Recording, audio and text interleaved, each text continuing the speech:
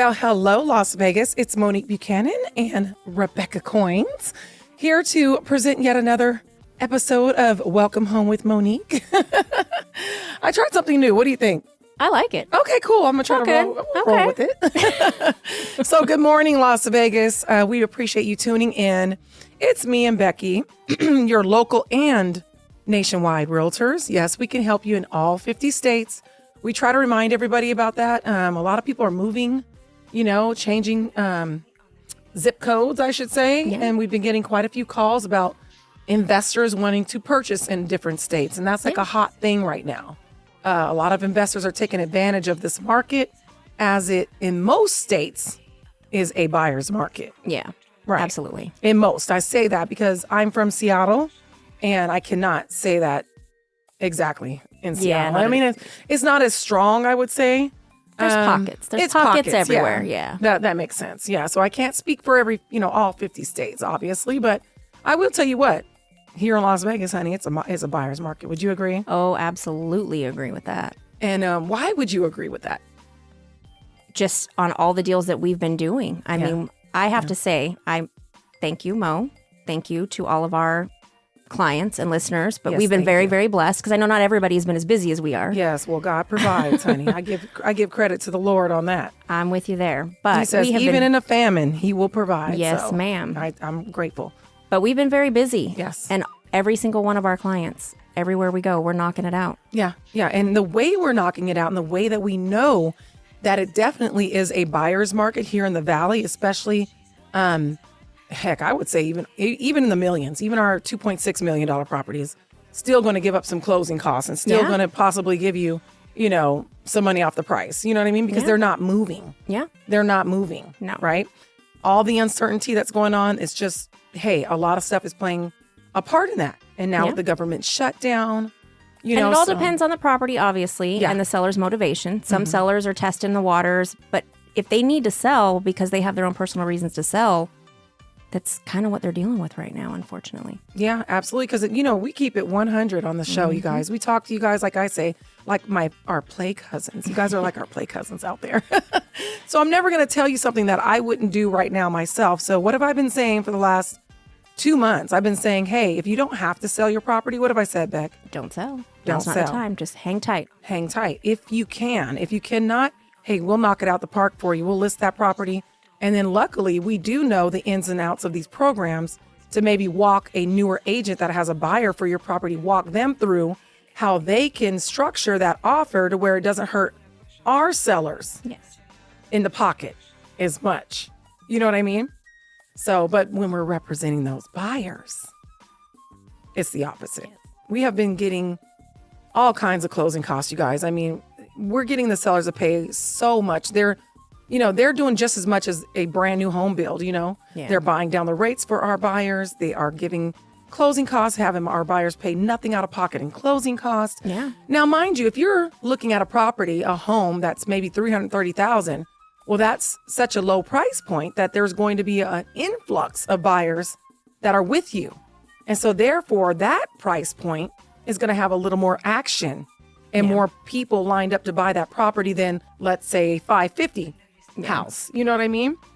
So with that being said, obviously, I'm going to be able to score a little bit more in most cases with the $550 home, the $400,000 home versus a $300,000 home, because that seller knows, hey, I have a property that is, affordable monthly right now for many people. So it's sought after. It is sought after for people who are just trying to get in the market, and they're not as financially. Because at that price point, you have investors and you have first-time home buyers that are trying to get that property. So if you have a savvy realtor like me and Becky, then we're going to advise you. Yes. Let's hold off and let's see, what else we can get on that table before we accept an offer, right? Absolutely. If you're just tuning in, this is Monique Buchanan and Rebecca Coins, and this is the Welcome Home with Monique show. We have been in real estate for quite some time here in the Las Vegas Valley, and we just started this show, and we like to enlighten our community about, what's going on in the real estate market, but also within our community, Yeah. We talk about everything on this show, don't we? A little bit of everything. A little bit of everything. So I wanted you to do something today, Becky. What do you want me to do? I would like for you to be vulnerable. Okay. and honest, of course, which you always are, but Always. extremely honest. Sometimes a little too much. Yeah, that's all right. I appreciate that honesty. I appreciate that. And just tell our listeners your horrible experience with buying your first house. Because there's a lot of people out there that have some reservations, and we keep it 100 here. Yes. How was just start off out the gate, how was your experience? What made you want to buy a house? Just tell us all the goods. So I've, on the show, I've kind of touched on it here and there. But yeah, so here's the nuts and bolts of what went down. What happened? We, my now husband and I, we were just dating, and we had rented one property from a friend. Love you, Chris Coins. And we got a little phone call that said, hey, we're letting the house go. You guys are going to have to find somewhere to go. You're renting from a friend. Renting from a friend. How long were you renting that property? Ooh, we'd been there for, I think, 2 years. Okay, couple years. It's been a friend minute. Owns it. You feel safe. Yep. You pay your rent on time. Yep. Were you a good tenant? Oh yeah, on time. Never late. Never late. Ask. And then at least he was kind enough to let us know. Mm-hmm. Like he did, kind of call and was like, "Hey, we're gonna let the house go."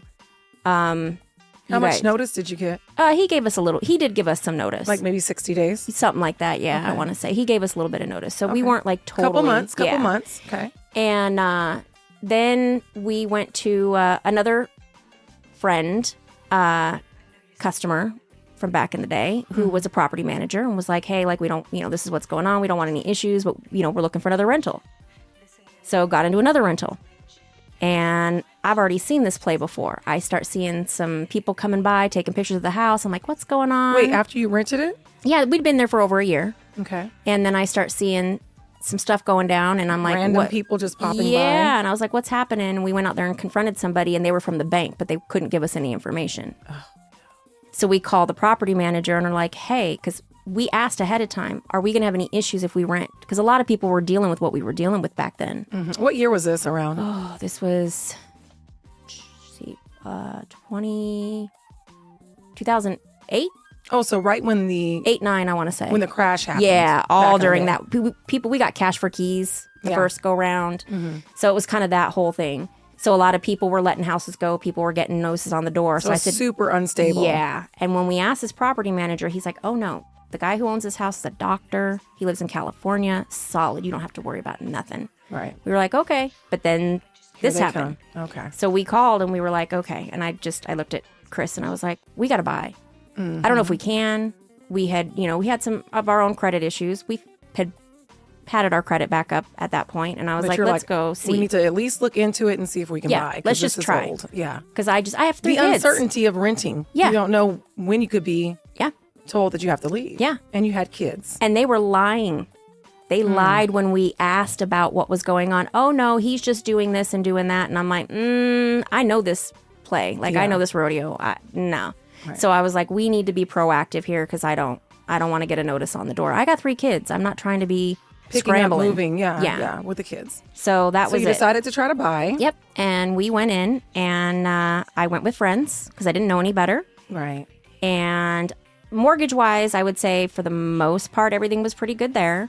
We went in, got our pre-approval, everything was good, went to shop, and then went to a friend. So when she says mortgage-wise, she means the lender that she went to, although he was a friend, he was very good. Yeah. He was seasoned. Yeah. Had been in the business forever, and he knew his stuff. Yes.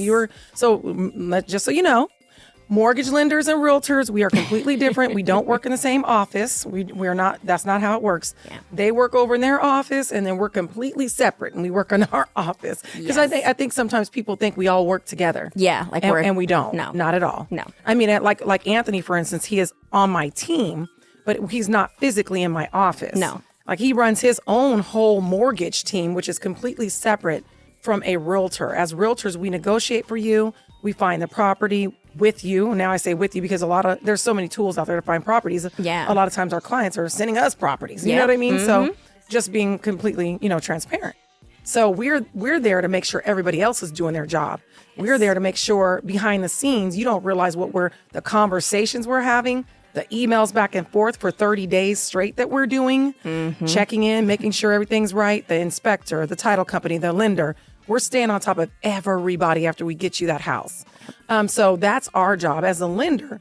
they get the money, honey. Yeah. They pay for it. So anyway, so the mortgage lender was pretty good. And then he gave us our education, gave us our pre-approval, told us to start with that. We were good. And you use the same realtor I used. Yeah. No names will be discussed. No. But the friend realtor that we both had, you used him. Yes.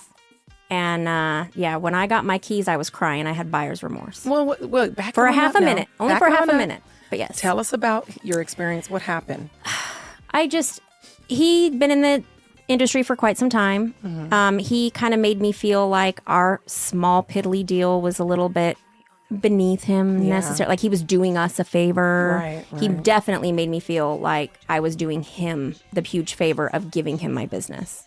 On the other end now, no. Especially now that you're a realtor, you Yes, see like, no. But I feel like sometimes God lets us go through things like that because now you have empathy for that. Oh, yes. You're like on high alert to make sure that we do not treat our clients. I don't care if they're buying a $200,000 condo or if they're buying a $2.6 million home. They are still the most important person in the room. Yes. And you just want to be very careful of how to treat folks, Yeah. It doesn't matter. At the end of the day, when your heart's in it to help people, it doesn't matter about the money. The money comes and it goes. The money comes and it goes. It's fluid. It's not even, it's not. So he treated you kind of like, well, you guys are only buying like 150,000. So. Yep. That was kind of pretty much it. And back then, I felt like $150,000 was an insane amount of money. I'd never spent that much money on anything. Yeah, it was a big deal. Then, And so to me, walking through the process, I didn't understand any of it. And so, and back then, that's when people were destroying homes. Yeah. We'd walk into a house and it would just be completely everything gutted out of it. And thank God those days are not coming back. Yes, thank goodness. Please don't. Please. Because now, just so you know, the crash happened, and you have a lot of people out there waiting for the so-called crash, right? But here's the thing, guys. Those same people have been waiting for 5 years, and while they're waited, our price points have went up so much that they can't even afford to buy if they wanted to now because they were listening to the hype about this so-called crash that was coming. But here's the thing. You have to understand the history of the crash. It was through predatory lending. Yep. They have cracked down so hard on that. As realtors, we're not even allowed to know who the appraiser is. Yeah. It's randomly selected by the lender, and he doesn't even know who it's going to be. Like they have really put a lot of guardrails in place. Yeah, a lot they don't of it. mess around. No. And now, back then, if you had a pulse, you got approved. Yes. You just put whatever you said you made, just said, and they went, okay. Yeah, okay, we believe you. And there was no documentation to back it up. And it was just so shady, just to be honest with you. But my father, for instance, he worked at the Luxor. Shouts out to everybody over there. My daddy was number one seniority. He was in room service. But here's the thing. He was still a W-2 employee. I think my dad probably made like $40,000 a year back then. And do you know that he had 2 homes at $500,000 each? So $1 million worth of property. You riddle me that. Right. How in the world did you give that man $1 million? Because they just went in there and, he was listening to my cousin at the time. Yeah. My cousin had something up his tell sleeve. him this is how much you make. Yeah. And he kind of ran the show because he knew my dad had never bought a house before. Aww. And so, but anyways, that's the point is that back then and of course, unfortunately, my dad had to go bankrupt over $1 million. That's just insane. Yeah. So anyways, that crash happened from predatory lending. Yes. Mainly back then. So that's over with, done. Yeah. But anyways, so you guys kind of went through that. Why do you say that you cried when you got the keys? So there were short sales going on back then, and there are some now starting to kind of pop back up now. Not as much. Yeah, but there are some things that go down. And the house that we ended up buying was a short sale. It was occupied when we got there. But he kind of I would want to look at a property. He wouldn't explain things to me. I over-explain. I'm a talker. You know that. You have to shut me up all the time. Girl, we both are. Right? Like I over-explain to my clients when they have questions because I just never want to be in the dark about things myself, and I wouldn't want them to be that way. It's the biggest purchase of your life. It is. It's the most, so it's very nerve-wracking. It can be very stressful. Like my niece today, she's pregnant in Seattle, and she's buying for the first time. She's super excited, but she's stressed already with her pregnancy. And then she's like, Auntie, oh my goodness, and I get that. You know what I mean? But you have to make sure to explain everything and, always be open to questions, answer your phone. Yes. So So when you say he didn't explain anything, give me some examples. And if you're just tuning in, this is Monique Buchanan and Rebecca Coins, and this is the Welcome Home with Monique show. You can check out my website at welcomehomewithmonique.com. You can reach us at 702-984-3700, 702-984-3700. If you are thinking of purchasing a property for investment, first-time home buyers, whatever, ninth-time home buyer, like my client's coming from Hawaii. Right. She's so cute. She goes, honey, I bought 9 homes. I said, well, hello. You're a pro. Right. So no matter what your real estate needs are, we've got you covered. And not just here in Las Vegas, Nevada, but in all 50 states. 702-984-3700. So when you say he kind of left you in the dark. I had no idea how any of this worked. He never told me. We had planned a trip to Hawaii. We were on an airplane and we had seen this property, and we had seen so many properties. They were starting to all run together, mm-hmm. Starting to see sideways. And I knew we were going to have to do some work to the house. That was fine. But like I said, the family was living in it when we saw it. So, he just kind of like pushed us as far as, you got to make an offer right now. And I was just like. So you felt rushed? Oh, big time. We were on a plane and I was like, okay, pull the trigger. And I'm trying to remember the house and remember what we saw. And so, it all worked out in our favor in the end, but I had no clue how any of it worked. Mm-hmm. He just kind of, okay, this is happening. And then that was it. It was like he didn't explain what it meant, what an appraisal is. He didn't explain our due diligence. Oh, wow. I didn't understand any of it. I didn't know I could back out. Oh, well, let me tell them that now. Honey. Yeah. If you are dealing with any realtor, just know when you submit an offer, your realtor definitely is going to put at least they should, and you need to check it and make sure, but 7 to 10 days is the average, and that is back out for any reason under the sun. You can back out of the deal if you need to. So I like to say, if you have a collard green dream, you can back out of that deal and let your agent know, hey, I've decided that I'm not going to move forward with this property. Yeah. And you should be able to get your earnest money back. And the reason I say should is because per the contract, you are owed your earnest money back, but the title companies do require 2 signatures. That's the seller and the buyer on everything. Yeah. So if you get an unfortunate seller that is, just not being very nice for whatever reason, and they decide not to sell or sign the release of your funds, it can be held up in title, which there's millions of dollars. But this is very rare. I think I've had this in my decade of doing this. I think I've maybe had it 2 or 3 times in 10 years. Yeah. A seller's done that. But then my clients just take them to small claims court and get their money. But still, sorry. See how we explain? Exactly. We over-explain. All the time. Because we want you to know. Yeah, I want you to know. Even if you don't deal with us, me or Becky, I do want you to be in the know of what your rights are. So anyways, go ahead. Yeah. So, the whole process, I didn't understand what was happening with the inspection. We just, the inspection happened. He just kind of I just felt like we were railroaded over every time I turned around. I think I've mentioned this on the show maybe before, but we're part of an HOA. When we drove in the HOA, everybody's got cars on the street. There's kids playing. One of the reasons I chose that property. And we were working on our house. And then afterwards, my car got towed. And I had no idea because those CC&Rs. He didn't tell you to look at the CC. Okay, so when you buy a house, guys, you get the HOA rules. We call it the resale package. That comes to you, should be within the first 2 weeks. So you're going to get that. It's going to go over all the rules for that particular community so that you can look and see if there's anything in there. Like, oh, you can't park overnight in the street, which is a big deal breaker for me personally. Yeah. So if you see that, you can say, you know what? No, I've got 5 days to back out of this after I've reviewed. So I'm going to back out because I know that I need to park. I've got kids that live with me, my kids, right? So you got towed. Yes, I got towed. Let's talk about this. It sounds like you had a horrible experience, and I'm so sorry. I did. And I'm sure that there's listeners out there that are shaking their head like, yeah, me too, right? And unfortunately, that does happen with anything, right? But let's talk about how you feel now about your $150,000 property. 135. 135. Oh, my goodness. And she lives in Mountain's Edge. Yes, I live right outside Mountain's Edge. How has this property changed your life? Like I said, everything happens for a reason. It all worked out in my favor. We redid the stuff inside the house. Our house is worth almost $500,000. I can't complain. My interest rate is, lower. Yes. And you pulled money out when you needed it. I did. I did do a refi, a HELOC at one point. Do you mind if I ask, what did you pull the money out? What did you use it for? I paid off like credit card debts. I have I have my 3 kids. So, kids needed things, cars, different stuff. And because you owned a home, you were able to take the money out of that house. Yep. Buy your husband that brand new truck, which you just bought him. Yes, I did. You were able to help your children out. And that's all because of that ugly house you bought. I'll tell you what, that HELOC, I took some of that HELOC money for peace of mind during COVID.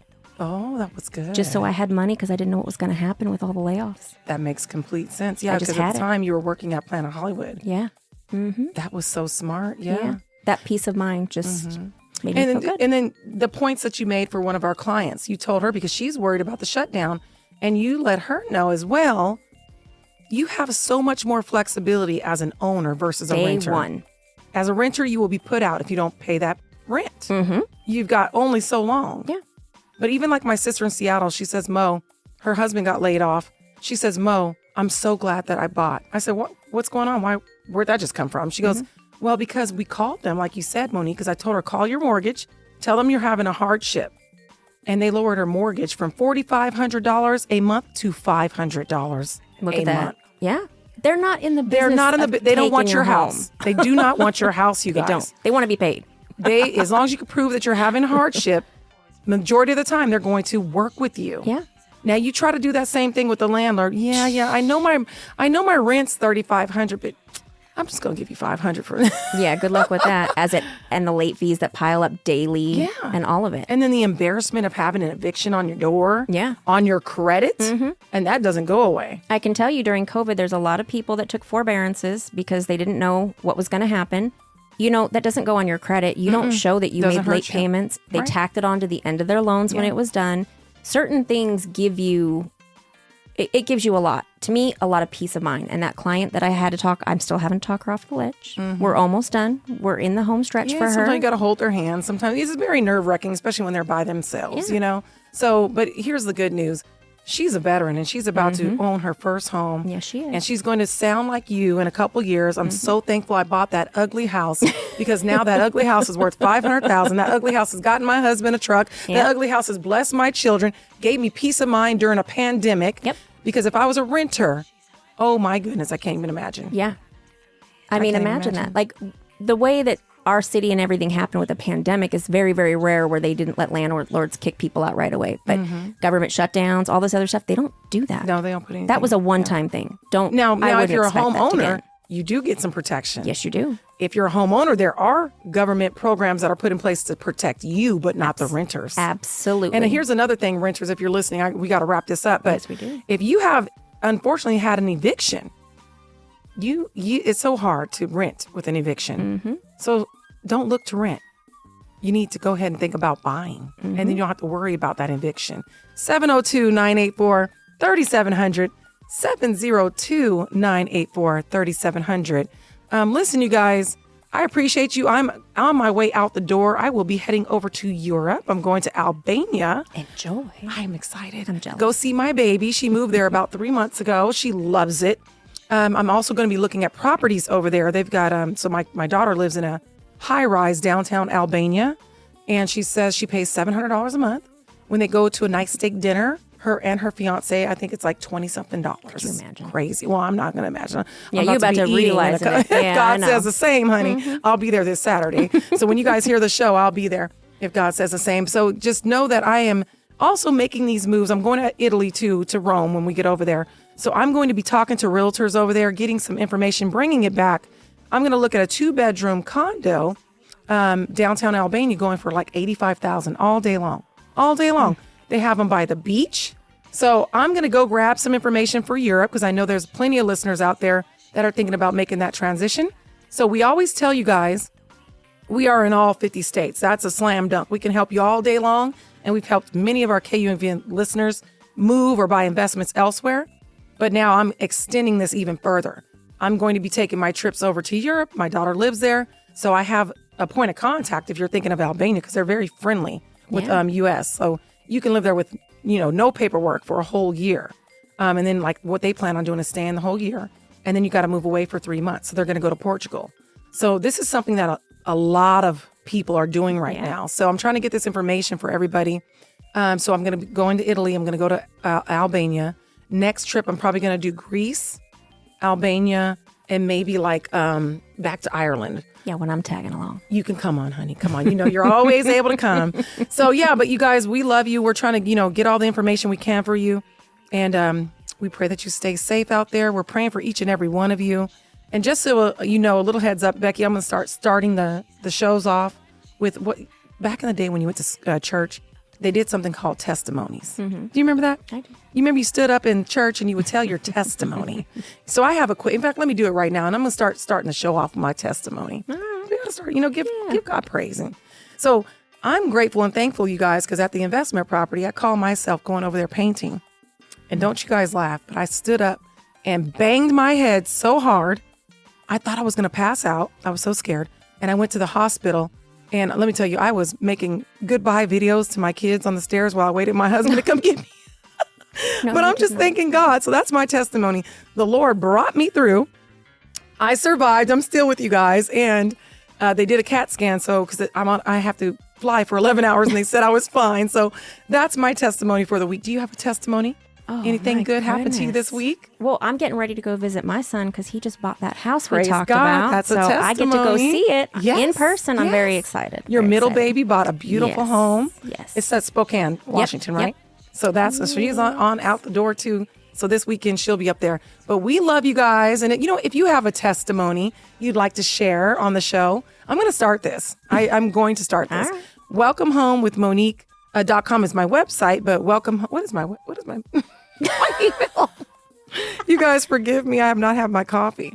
It is Welcome Home Show 91.5 at Gmail. That's my email. You guys can, contact me for real estate stuff on there, but as well as if you have a testimony with me, and I will share it on the radio show. But going forward, I want to start sharing a testimony, giving God all the honor and all the praise. Welcome Home Show 91.5 at Gmail. I'm praying for all of you guys out there, and we appreciate every referral and all the love you show us. Y'all have a great, great weekend. Bye. Have a safe trip. Bye. You too, Becky. Bye, guys.